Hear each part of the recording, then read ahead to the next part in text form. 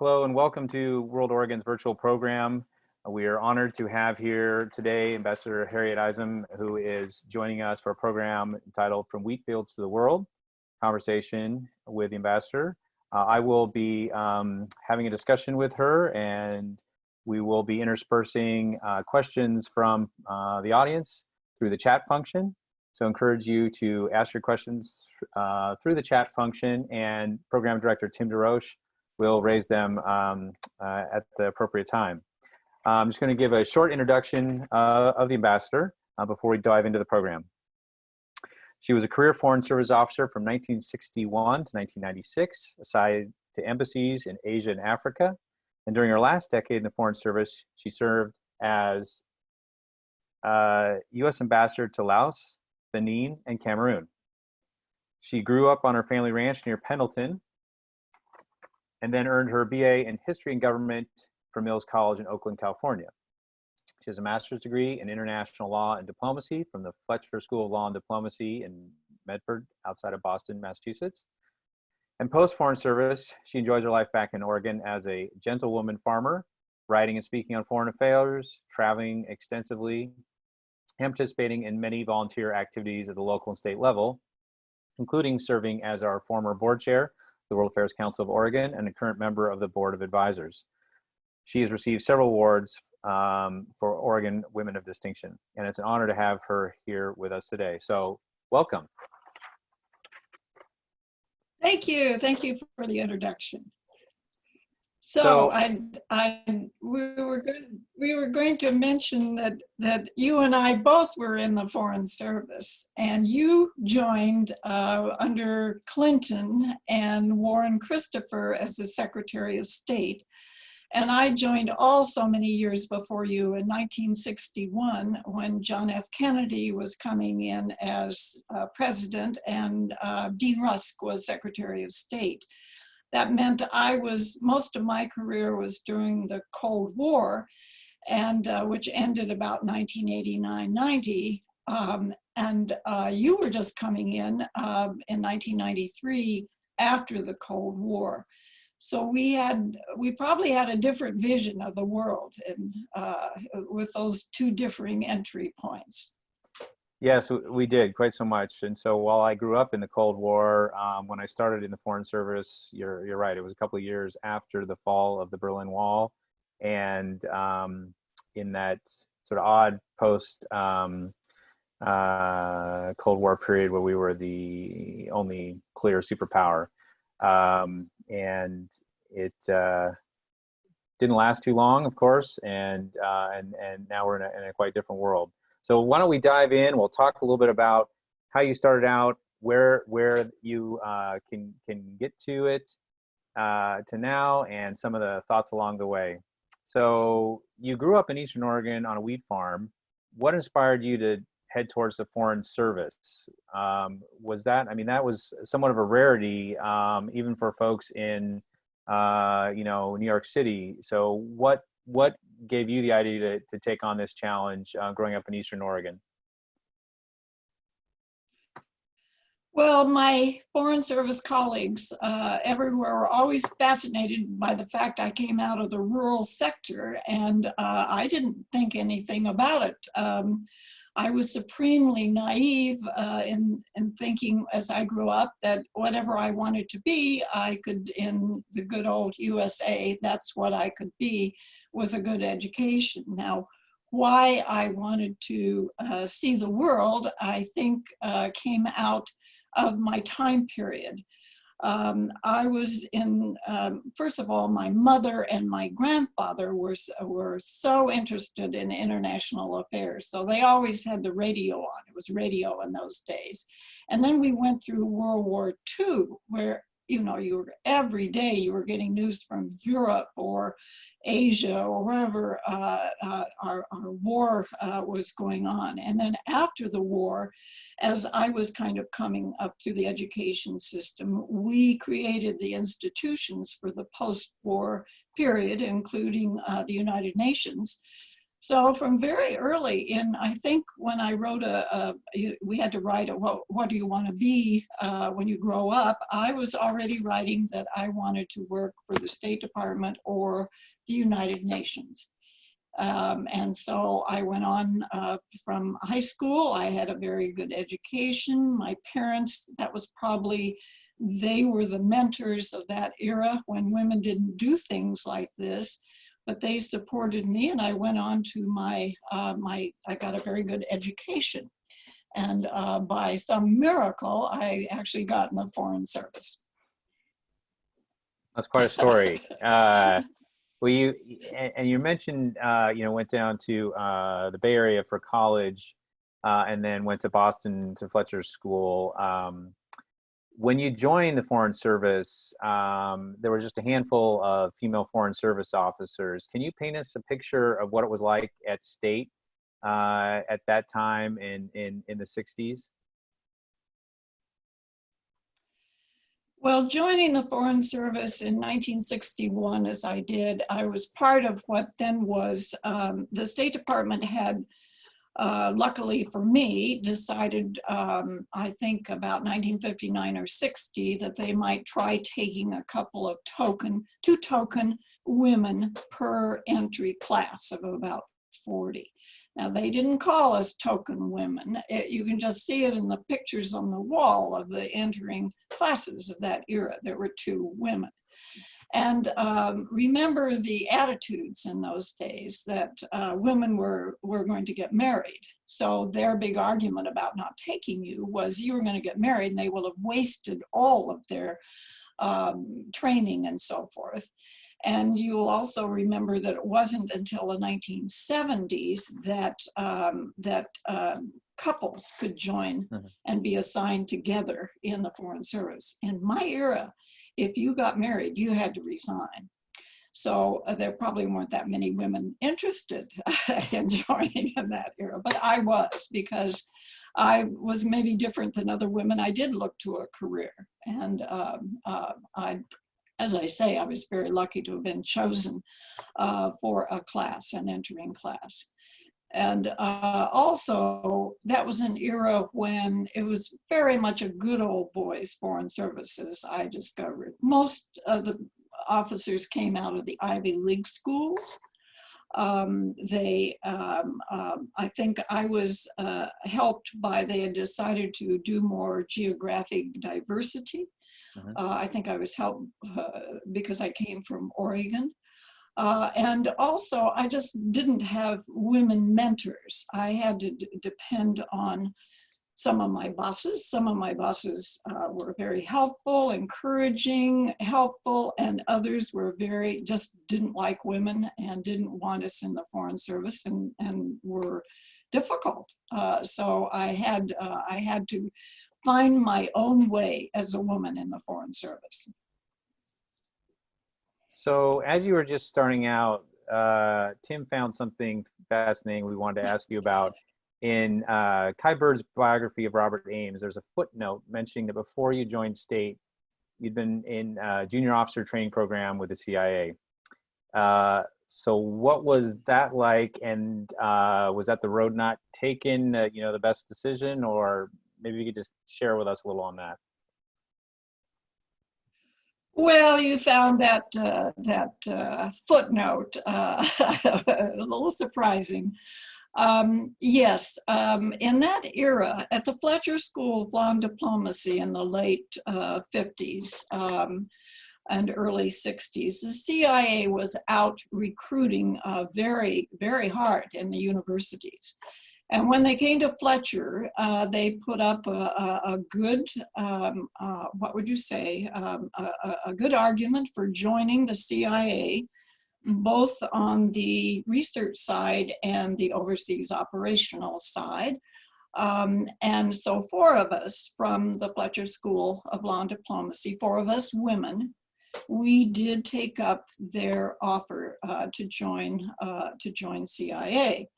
And my other 3 colleagues didn't want to go overseas, so they went into careers on the research side of the CIA and had brilliant careers, really.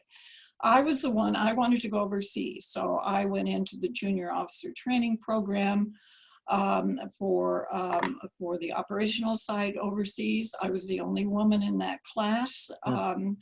I managed to make my way through that, only to find that in those days, the geographic bureaus of CIA wouldn't take me. They wouldn't take a woman. And so they had some very pedestrian job in mind for me. And so I, at that time, determined that number one, the CIA wasn't really my cup of tea.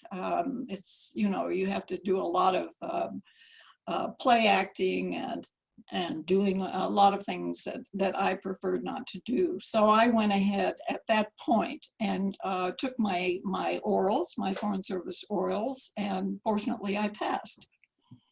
So that was the saga of my CIA, my brief CIA connection. That's quite a story. Thanks for sharing that. So, you know, I noticed when Tim and I were looking at your career path, I mean, you served in countries similar to ones I did, developing countries, Malaysia, Indonesia twice, Niger, Burundi, Laos, Benin, Cameroon. The last one, the last three rather, as ambassador. Can you talk a little bit about the difference in, you know, serving the State Department in a developing country versus you know, more developed country like Japan or France, and what it's like to be a foreign service officer in that kind of a post? Yes, I think most of my classmates in the Foreign Service all wanted to go to Europe. But maybe because I came from the West Coast and because I'd studied Asia and Africa in my academic studies, I wanted to do that. I wanted to go into what they then called the underdeveloped world. And remember in those days that Asia was no different than Africa in terms of development. Japan, none of those Asian countries had become economic tigers. So it was kind of much the same thing in the developing world. In fact, one of my later questions was, why did Asia do so much better than Africa in terms of economic development? That's a subject all on its own. But my first post was Kuala Lumpur. And I think going to the smaller post, another thing I had in mind is you didn't get lost in the shuffle of huge embassies. Right. You got a chance to do everything. And so it was kind of interesting. My first post was Kuala Lumpur, and the poor embassy didn't know what to do with a woman officer coming out. In those days, you were supposed to have 6 months in each area of the embassy: administrative, consular, economic, and political. And I learned later they were going to start me out in the file room. And the only thing that saved me was that the consular officer got sick. So I started in consular work, which is what pretty much everybody did. Right. And then the political section and the administrative section wouldn't take a woman. So I had a year in consular and a year in economic work. And Malaysia was my first introduction to countries with a lot of ethnic tensions between the Chinese and the Malays, and then there were the South Asian Indians who were there working the rubber plantations. So it was a good learning experience because I did get to travel all over the country. And I did get an introduction to the embassy work that was very good. And then when I came back, I decided at some point that I needed a different geographic area. So I asked to go for my second overseas assignment to Africa. Big fight to go to Africa. They didn't want women. In fact, in those days, the ambassador had to approve a woman coming to his embassy. And in Africa, they were all saying no. Until finally one ambassador in Niamey, Niger, said he would take me. So I went there as an economic officer. And there I had one of my best bosses and one of my worst bosses. And in this, I can't tell you how isolated the Sahel is. And Niamey, Niger was about as isolated as you could get. And then I went on, because I had Indonesian language training, I went to Indonesia. I spent, of all my tours, I had eight years, 2 4-year tours in Indonesia. Learned so much from that. And then, I just kept going. It wasn't the usual route in the Foreign Service at that time, but was one that I really liked and thrived on. So that's as far as I can tell you at this stage. No, that's thank you for sharing that, and I find it quite interesting that your first tour was in Malaysia. My second tour was in Malaysia about 30 years later in the late 90s, when of course Malaysia had become one of the many Asian tigers, and was, at the time I was there, building what would become, for a brief moment in time, the tallest skyscrapers in the world, the Petronas Towers. So yeah, it's quite a place. You talked about some of your early experiences. Do you have some other highlights you want to talk about, or maybe some of your experiences as ambassador, and how meaningful was that to be, again, even in the by the time you became ambassador, it was still rather rare to have female ambassadors. How was that when you had your first ambassadorship? Well, my first time leading the embassy was in Laos, and Laos was a communist country. We had never shut our embassy in Laos after the Vietnam War, and it was quite a remarkable tour, because you wouldn't think that we had any issues with Laos, but we did. One was narcotics, because in those days, Southeast Asia was pumping out opium and narcotics like crazy. And the second issue was POW/MIA affairs, accounting for Americans lost in the Vietnam War. And quite a few of them went down in Laos. Mm-hmm. And we had to work through the Vietnamese, but also we went to Laos. It was like pulling teeth to get permission to bring out the military teams that found remains. And extraordinarily, even at that time, they knew where people were last seen. And so they went into jungles, they went into areas and found even maybe a tooth, and then they could identify who that was.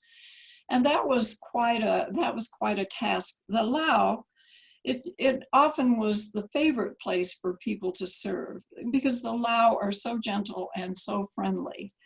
And a lot of Americans always said that Laos was their favorite place to work. And they were so different than the Vietnamese who controlled them in my era.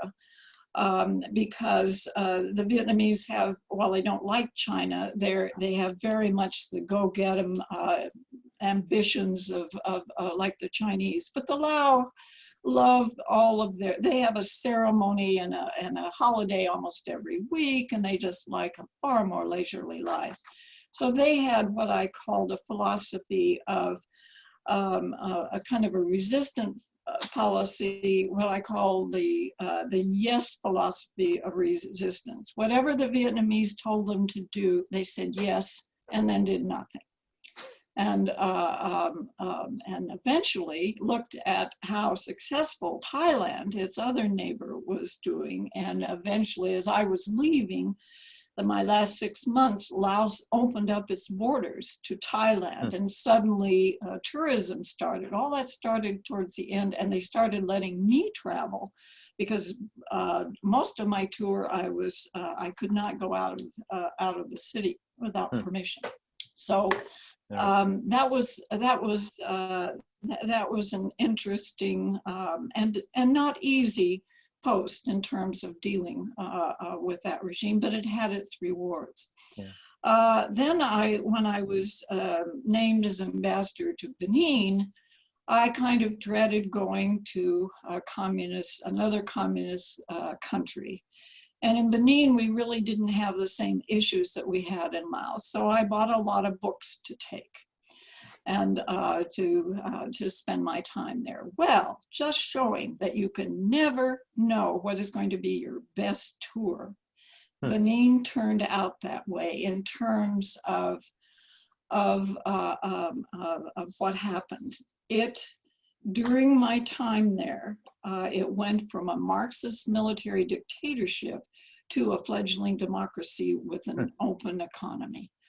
Now, we didn't impose that. The Beninois, who are famous for their educational prowess, they had already been planning for a time when they could get rid of this dictatorship. And so when the Berlin Wall fell and the idea came up for a national conference, Benin managed to get that national conference and make that switch. And we, as the US Embassy, did all our best to promote that transition over a 3-year time. And then going on to Cameroon, a much bigger African country with everything. Cameroon has everything. It has the resources, the entrepreneurial skills, everything, but it didn't match up to that. Plus, that was the time when the end of the Cold War was coming in to change the resources that we could use as an ambassador. So it had been decided by Warren Christopher and the head of USAID, Brian Atwood at that time, that we could just be closing posts, we could be closing aid programs, we could get out of a lot of places in the world, because with the Cold War over, why would we be spending money on all this? So my years as ambassador there, I had to close our consulate in Douala, even though oil had been discovered in Chad and was coming with US business development was coming out through Cameroon, and oil had been discovered in Equatorial Guinea, and Douala was right across the straits from them, and so forth. So we closed out that total aid program, and so that left no tools really to engage with the government on things that we needed help with. And so I look back on that as I had a real positive time as ambassador in Benin with the fall of the Berlin Wall. But then the US had decided to just get out of world affairs by the time I got to Cameroon. So that wasn't a great experience. Yeah, I remember that time when I was just a couple tours in the Foreign Service, and yes, they were cutting things left and right and closing down consulates, and of course much of that was then sort of undone when 9/11 happened, and we realized that we had taken a step too far and lost some of our connections and influence by the steps we had taken. Yes, and unfortunately, I think the State Department has continued on with, since that time into the present time, without the resources and personnel it needed. And then it has now been much diminished for a variety of reasons. And now we're fighting to get diplomacy back into the place it should be.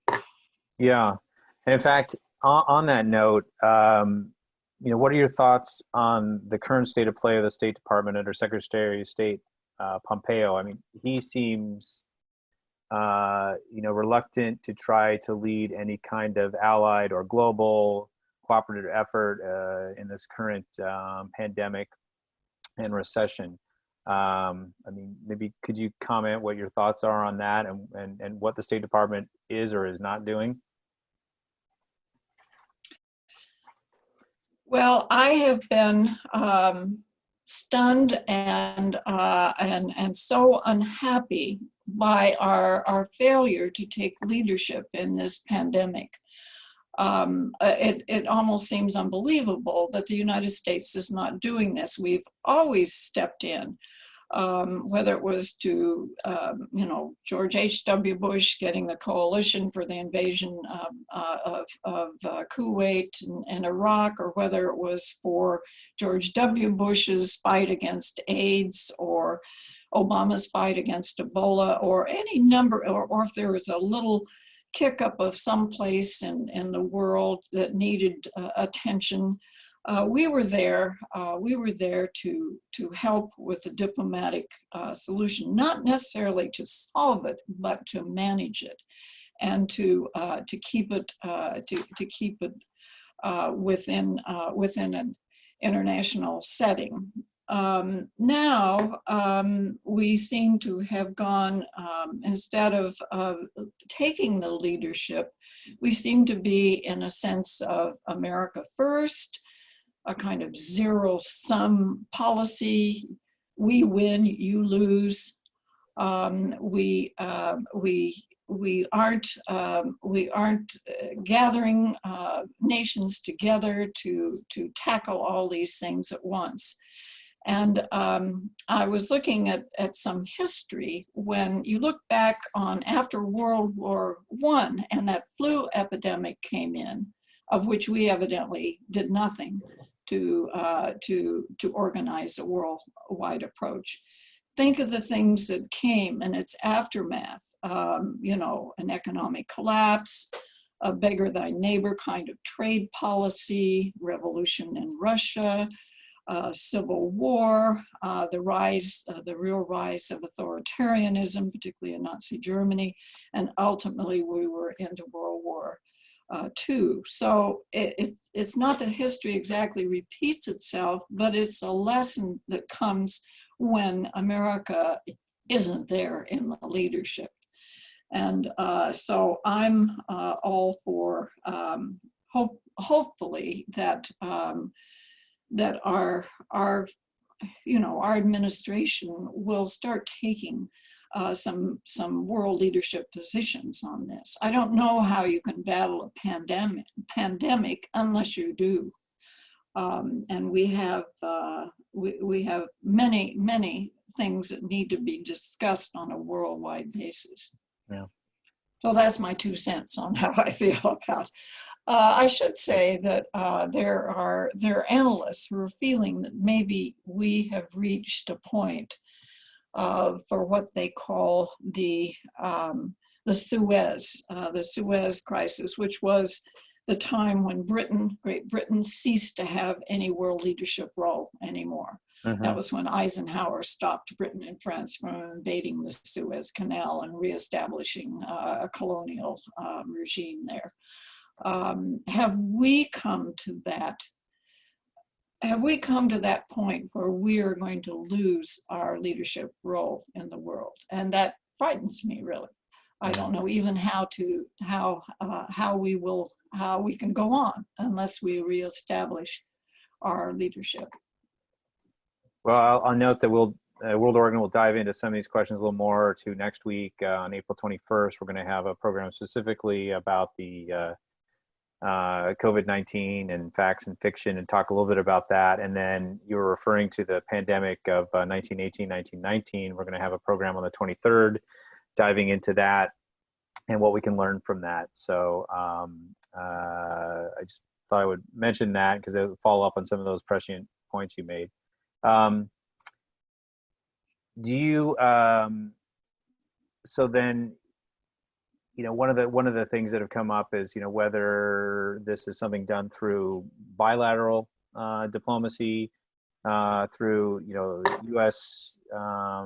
actions, or through multilateral organizations, whether it's a UN agency like the World Health Organization, which of course has been in the news as of late, or if it's, some other kind of ad hoc version, as you mentioned, to like with the Gulf War. I mean, do you see advantages or strengths to doing it in a more through UN bodies or in a NATO or some other kind of a way? I mean, what are your thoughts as far as like if the U.S. were to take more of a leadership position, what route might that take? Well, my thought would be that we use the G20 group because that includes Russia and China. The G7 doesn't. That we use the G20 for building up a world approach to this. And we also need to really support our UN agencies. They can't operate without our sustaining them. And I'm just appalled that we are cutting off money to the World Health Organization at this time in the middle of a pandemic when they have so much to offer. In fact, they had a lot of test kits to offer, which we didn't take advantage of. But this is not the time to be playing a blame game. And the problem, one of the things that we could have used, there's opportunity in the pandemic to really deal with China. There are so few subjects in which we can come maybe to an agreement or work together, and a pandemic seems to me one of them. Global warming could be another one, but we're not taking advantage of that. Well, maybe if we did through the G20, we address the pandemic, and there's so many, allocation of resources, the way of getting supplies. It's really a Wild West show now, getting supplies around the world, and one group stepping in to grab it from another, and a price war going on. And now China is holding up things for so-called inspection. It's really, it's just not tuning into a smooth way of handling the pandemic, let alone worrying about pockets of this before we can get a vaccination, worrying about pockets of it all around the world coming back for second waves. That's why we really need to do it on an international scale and not country by country. So that would be, and I'm also, in terms of looking at what to do, I'm a great fan of Ambassador William Burns. And he's very often on the talk shows, his books, his columns, he's very good. And Thomas Pickering, I noticed, just had an article in the New York Times. These are people with good ideas about how to get us back into the game of diplomacy on a worldwide scale. Right. So Harriet, this is the disembodied voice of Tim DeRoche coming in. Looking at some questions that we've been getting, you opened up talking about the investment that we had in international institutions, and you sort of hit on what we gain, what we lose in terms of the UN agencies, multilateral things like the Paris Climate Accord. So we have a question here from Spencer Ehrman, which is, if Joe Biden is elected president, how long will it take to reverse and repair the destructive foreign policies that have really disengaged us from that international stage in terms of leadership?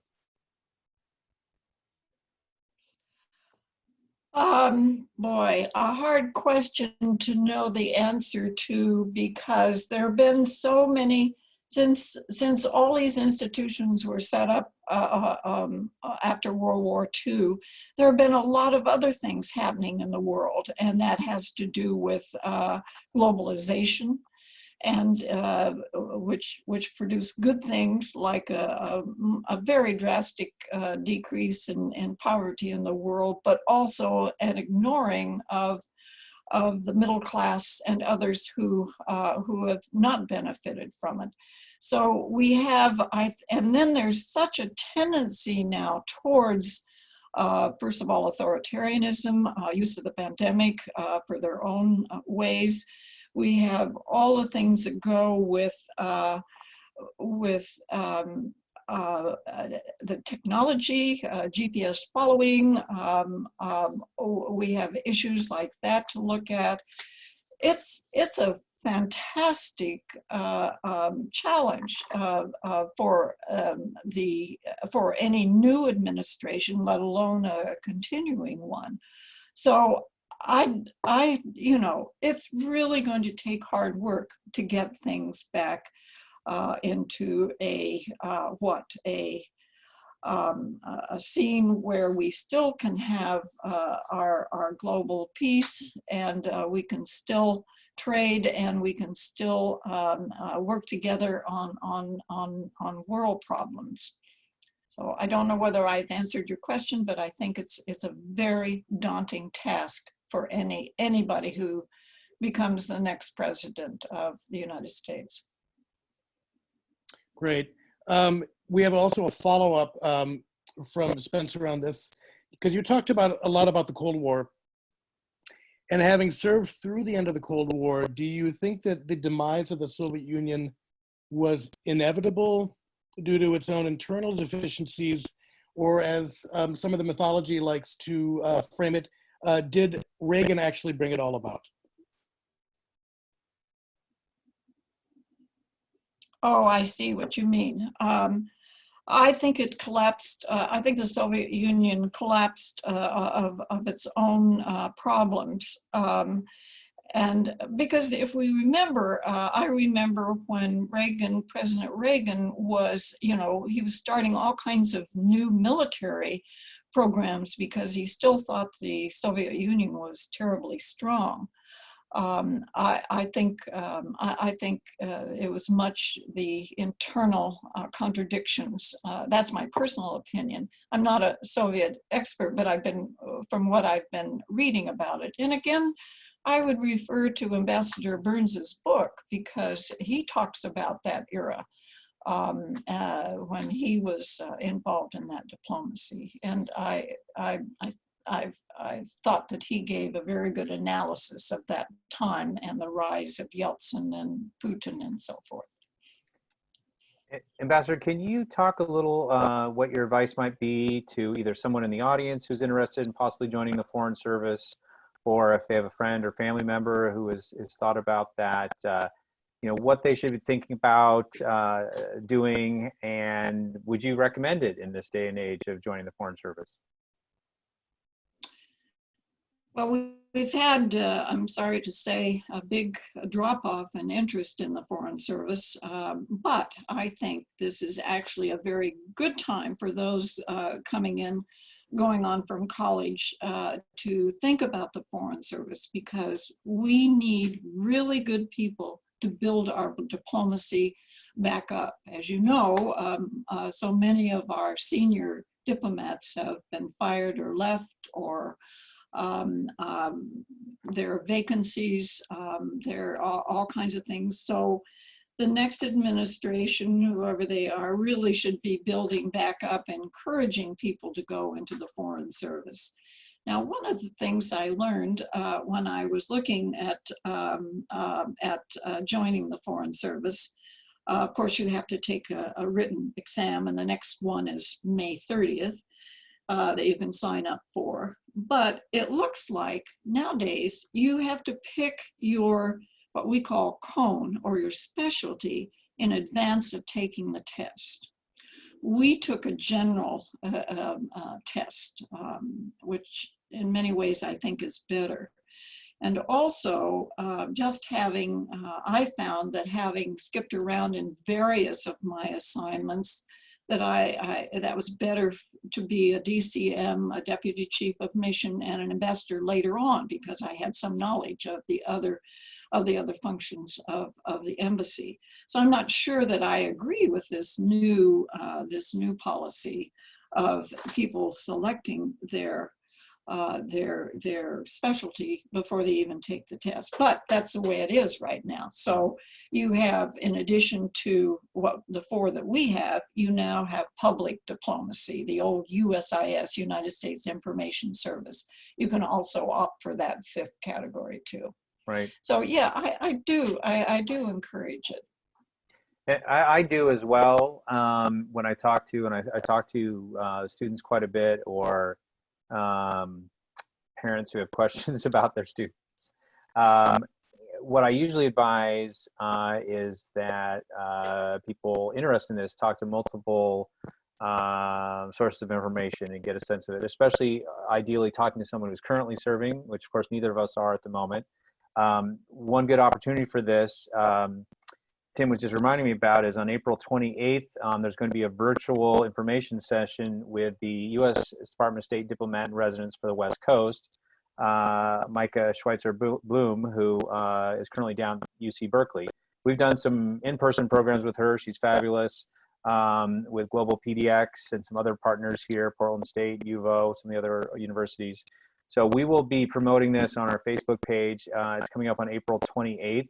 And it's not just for Foreign Service officers, but others who might be interested in joining as a specialist.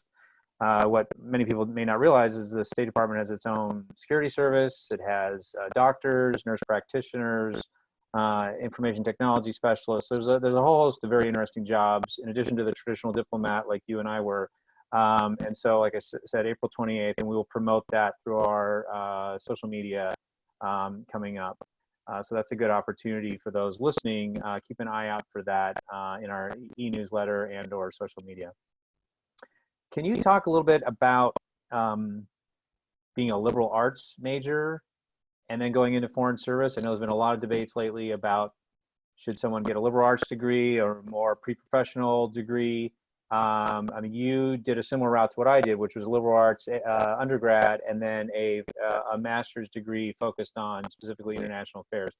Can you talk a little bit about that? Because I know that sometimes that is that's a hot one for discussion. I'd love to get your thoughts on it.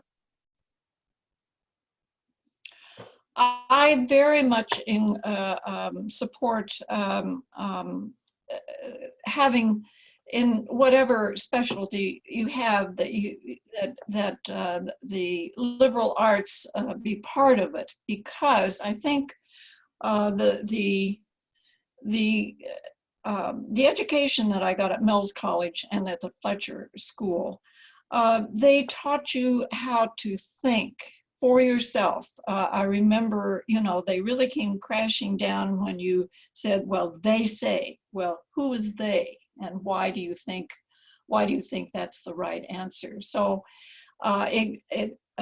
getting into the history, I don't know whether they do comparative government courses anymore, but that was useful. Sociology, all the things that make you come to understand another people, another country, because I think that's very much in what it means to be a good Foreign Service officer, is you've got to spend a lot of time understanding where Right. you are. Yeah. Yeah. And in fact, our education team at WorldOregon spends a lot of time in this through our culture boxes. And I just might mention, a lot of you in the audience have seen this. We've started to share out through our website supplementary online resources that get just at that point, helping students learn about the culture and the peoples of many different countries, which is really the fundamental building block, I think, to having a good understanding for international relations. I think Tim has a question from someone in the audience. Sure. This is from Tina Brown of the Portland Tina Browns. And so as an ambassador, there are these levels and layers. You've got diplomacy, but then we often have CIA assets and investment in those countries as well. Did you have any sort of say or collaborative relationship in the different countries that you worked in around this issue?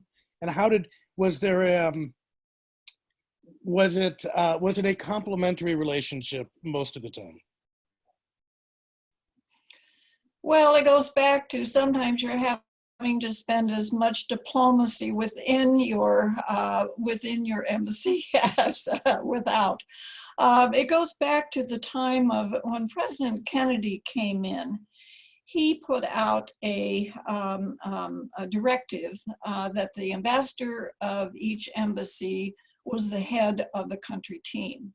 Now, in the beginning, that was pretty simple, but as time went on and you got huge DEA and huge CIA and huge military and huge agriculture, you know, you can have dozens now of other agencies involved in foreign affairs, and they all have much bigger budgets and even better communications than the State Department.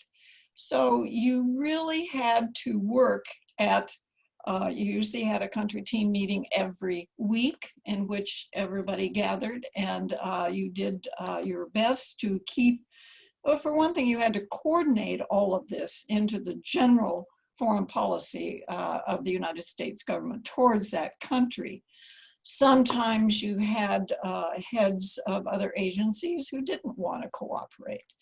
And sometimes you'd have to complain to Washington about that.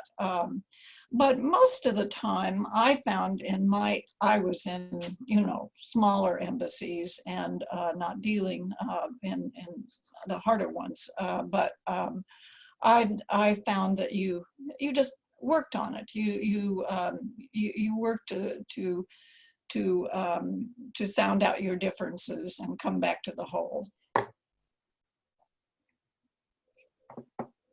Thanks, Ambassador. What are you, we're doing this today with our staff meeting, Rose and Thorns. There's a lot of thorns right now with COVID-19, with the pandemic, with the recession, with you know, challenges to the way U.S. is leading or not in the world.